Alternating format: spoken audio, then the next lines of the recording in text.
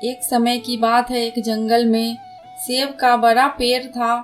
एक बच्चा रोज उस पेड़ पर खेलने आया करता। वह कभी पेड़ की डाली से लटकता, कभी फल तोड़ता, कभी उछल कूद करता। सेब का पेड़ भी उस बच्चे से काफी खुश रहता। कई साल इस तरह बीत गए। अचानक एक दिन बच्चा कहीं चला गया और फिर लौट के नहीं आया। पेड़ ने उसका काफी इंतजार किया पर वह नहीं आया। अब तो पेड़ उदास हो गया। काफी साल बाद वह बच्चा फिर से पेड़ के पास आया पर वह अब कुछ बड़ा हो गया था।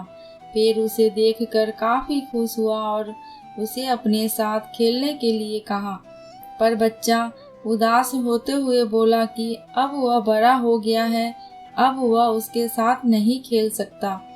बच्चा बोला कि अब मुझे खिलौने से खेलना अच्छा लगता है पर मेरे पास खिलौने खरीदने के लिए पैसे नहीं है।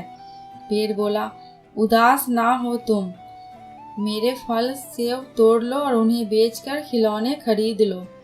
बच्चा खुशी खुशी फल तोड़ के ले गया, लेकिन वह फिर बहुत दिनों तक वापस नहीं आया। पेड़ बहुत दुखी हुआ।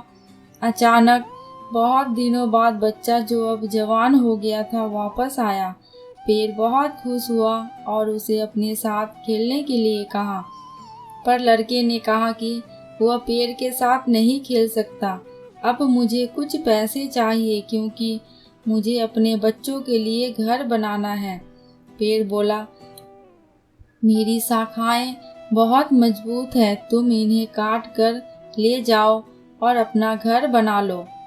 अब लड़के ने खुशी खुशी सारी शाखाएं काट डाली और लेकर चला गया।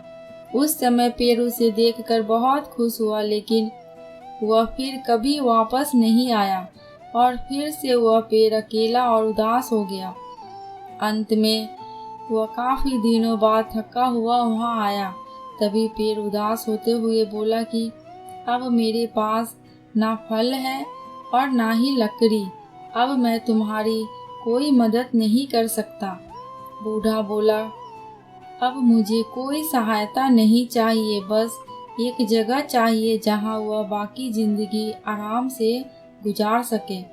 पेड़ ने उसे अपनी जड़ों में पनाह दी और बूढ़ा हमेशा वहीं रहने लगा। आज हम सब की भी यही पेड़ की तरह हैं। हमारे माता पिता भी होते हैं। जब हम छोटे होते हैं तो उनके साथ खेलकर बड़े होते हैं और बड़े होकर उन्हें छोड़कर चले जाते हैं और तभी वापस आते हैं जब हमें कोई ज़रूरत होती है।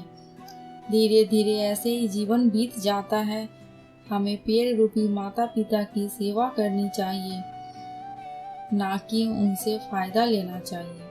दोस्तों, आपको ये कहानी कैसी लगी प्लीज़ कमेंट करके हमें ज़रूर बताना। अगर थोड़ी सी भी अच्छी लगी हो तो मेरे चैनल को सब्सक्राइब करके मेरी वीडियो को लाइक कर देना। अंत तक वीडियो में बने रहने के लिए आपका बहुत बहुत शुक्रिया।